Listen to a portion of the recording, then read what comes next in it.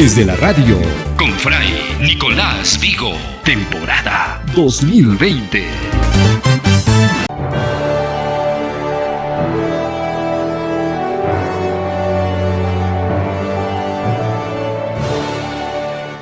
Vidas de Fuego.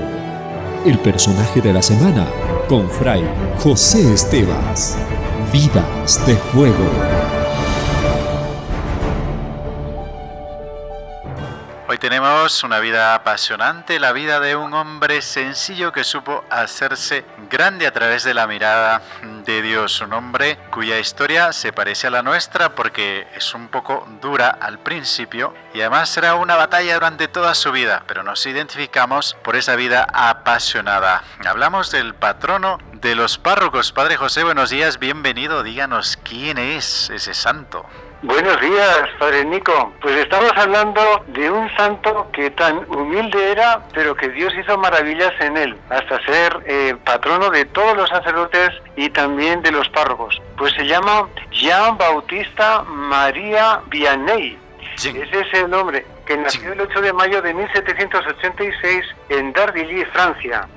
Su papá, pues era también muy bueno, era una persona muy amable. Fíjense que acogía a todos los que en ese tiempo de la Revolución iban huyendo de unos sitios a otros, los acogía en su casa. Ahí recibió a un santo, San Benito José Clark, y que por esta acogida le dijo: un hijito tuyo va a ser muy santo un día, ¿no? Y su mamá también, gran devoción a la Virgen María. Ya de pequeñito tenía varios detalles muy bellos, podemos decir. Entre ellos, como una hermanita le había gustado el rosario que tenía y entonces le dijo que le quería el rosario.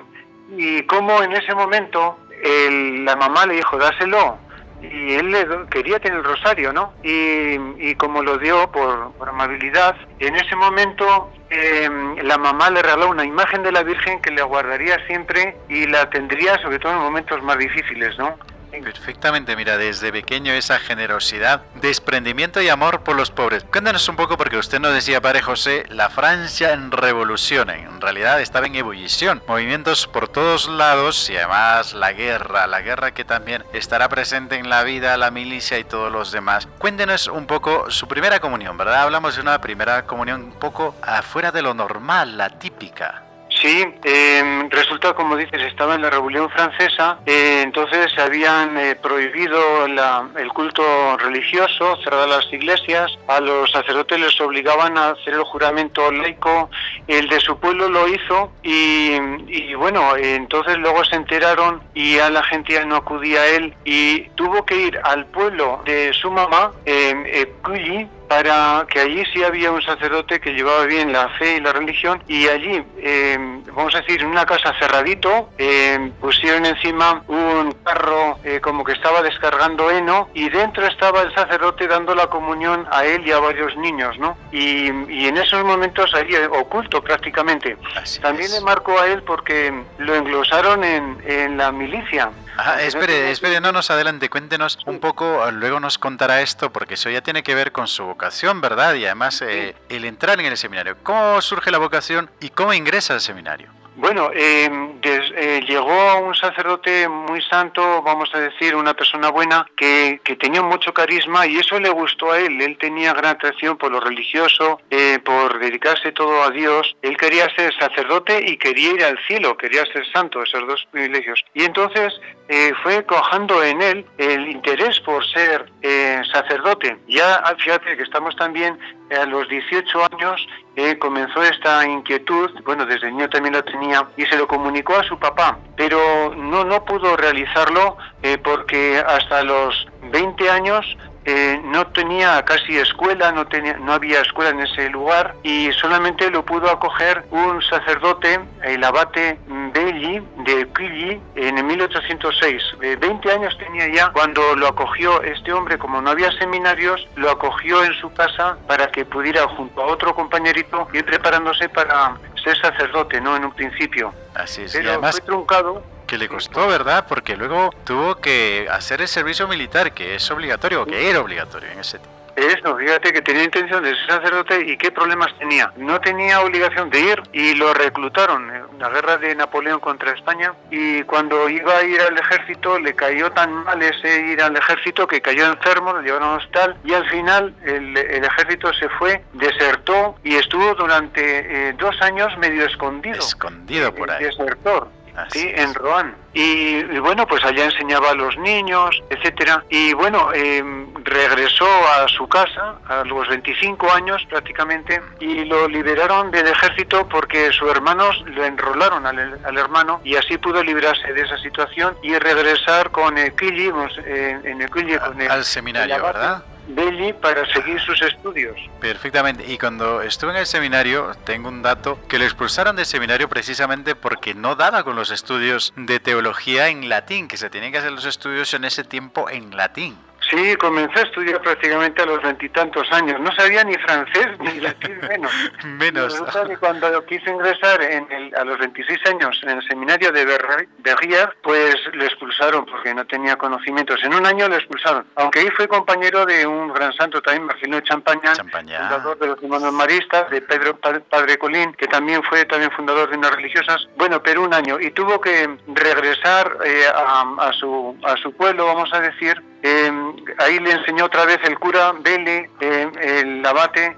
Intentó después, el año siguiente, en el seminario de Lyon, que también por la situación que le vieron, que no entendía ni gorda, le regresaron otra vez al curita de su pueblo para que lo preparara. Pero sí lo veían con tanta inquietud, con tanta fervor, con tanto amor a Dios y vocación, que le dijo que lo preparara. Y así lo estuvo preparando y pudo ordenarse de diácono con Marcelino Champagnat a los 28 años. Y después, en esa misma edad, fue ordenado por el obispo de Grenoble, ¿no? Después de muchas polemitas, porque no tenía mucha capacidad mental, pero sí tenía mucho interés y muy religioso, muy fervoroso, y sobre todo su abate, ¿no? En Belli, el sacerdote. Prácticamente su vocación, Padre José, está ligada, su vocación está muy emparentada con este abate Belli, ¿verdad? Es el que lo guía, lo orienta, le enseñó además la teología prácticamente él, y con mucha paciencia. Con mucha paciencia, y al final, para que lo ordenaran, le dijo al obispo: mira, que lo necesito yo para que me ayude. Como y bueno, pues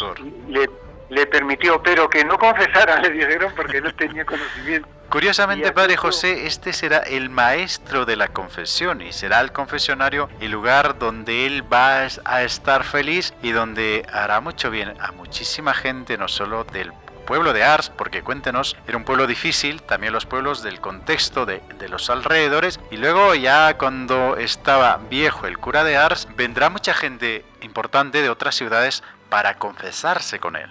Correcto. Bueno, después de ayudarle a Monseñor Belli en Equilli, pues resulta que estuvo varios años en la catequesis dando a los enfermos. Aprendió mucho de él, porque este sacerdote había sido religioso y siguió muchas experiencias de la vida religiosa. Pero resulta que falleció, y entonces después le encomendaron a la capellanía de Ars, como dices, ¿no? El detalle que cuando fue a llegar a Ars, allá donde iba a hacer su misión pastoral, le dijo a un pastor, dicen unos, otros a un niño, que siempre lo representa con un niño, y le dice: ¿dónde está Ars? Porque es el pueblo más lejano que había en la zona y más pequeño. Sí. Y por eso le encomendaron a él. Y resulta que le indicó, dice, por ahí. Y dice: tú me has enseñado el camino a Ars, yo te voy a enseñar el camino del cielo. Es la imagen más bonita que tienen siempre de este santo. Y cuando llegó allá, bueno, pues el efecto de la revolución... ¿Cómo era ese pueblo, Padre José? Ars era un pueblo en fe prácticamente nada. Sí, era pequeñito, 200 habitantes, y dice que había más bodegas, o sea... tabernas, cantinas, tabernas, lo que pasa en Chota. Fiestas en casas. Y bueno, cuando llegó allá, lo primero que hizo es ponerse de rodillas, rezar por la santidad de las almas que le habían encomendado, y como poco a poco, con la oración, el valor de la oración, pidiendo por la salvación de sus fieles, después visitaba a los enfermos, todo el dinero que tenía lo daba a los pobres, vivía, bueno, en una cama de madera prácticamente, no tenía nada más y comenzó primero buscando a esas devotas que venían a la oración para que comulgaran los domingos, sus hijos, preparando a los niños con la catequesis. Era tan bonita que los papás también se quedaban en la catequesis para escucharle al santo. Animó las cofradías, tanto de hombres como de mujeres, y la predicación. Él se pasaba horas y horas para predicar porque no tenía mucha fuerza. Predicar de memoria, a veces se pasaba 16 días para... Le costaba, ¿verdad? Para hacer un sermón de, ¿cuánto? 15 minutos, 16 días de preparación. Eso, y buscaba siempre sus textos, sermonarios, dirección espiritual, y siempre buscaba el camino de la vida espiritual que podía facilitar a la gente para conocer más a Dios, el amor de Dios, especialmente el arrepentimiento de una vida desordenada. Como decías, en ese pueblo había muchas tabernas y él decía, mira, si estás perdiendo el dinero ahí, se lo estás quitando a tu esposa y a tus hijos, porque le estás perdiendo en ese lugar, ¿no? Y más bien respetar el día del Señor, que sea de oración, etcétera. ¿Cómo logró cambiar totalmente ese pueblo? Que se cerraron todas las tabernas y más bien las utilizaron para acoger a tantos peregrinos que venían de tantos lugares para confesarse. Miles y miles, obispos, nobles, todas las personas ahí como unos humildes más. Las tabernas se transformaron en restaurantes, en hospedería, ¿verdad? Porque eso ya, un flujo de gente que viene de fuera, pues necesitaba atención. Y se va dando esa transformación en Ars. Padre José, para terminar, cuéntenos, sabemos que era muy austero, muy pobre, que como cama tenía un jergón sobre unas ramas, dormía ahí. ¿Cómo fue el final del santo cura de Ars? Bueno, muchas veces estaba atacado por el diablo. En algún momento le encendió la cama y dice, cuando está furioso el diablo es que voy a convertir a mucha gente, ¿no? Dice, no ha podido ir contra el pajarito que era él, sino ha atacado su nido, que era su cama. Su jaula, ¿verdad? En broma, ¿no? Sí. Al mismo tiempo, pues, él fue criticado incluso por otros sacerdotes y, bueno, defendido por el vicario general diciendo, él no habla mucho, él es austero y sí es un santo, reza por todos, etcétera, lo defendió.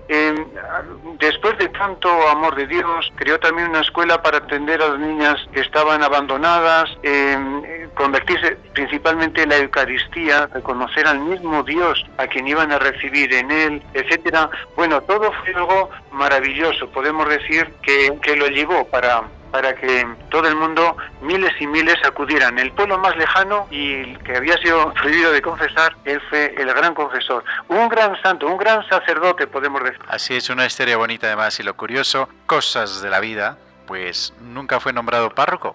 Y es el patrono de los párrocos. Bueno, Padre José, vidas interesantes que usted nos trae todas las semanas. Gracias por compartir esta vida de fuego. Felicidades y especialmente un saludo a todos los sacerdotes. Así es, bien, queridos amigos, pues saludos para todos los párrocos, todos los sacerdotes y además todos aquellos que se confiesan. No se olviden que se pasaba horas y horas en el confesionario. Gracias, queridos amigos. Hasta otra entrega de Vidas de Fuego. Que estén bien. Un abrazo. Adiós.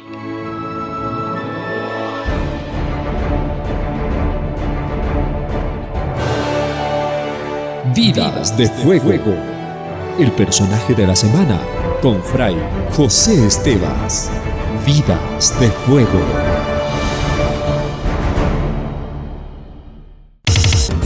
Desde la radio. Con Fray Nicolás Vigo. Temporada 2020.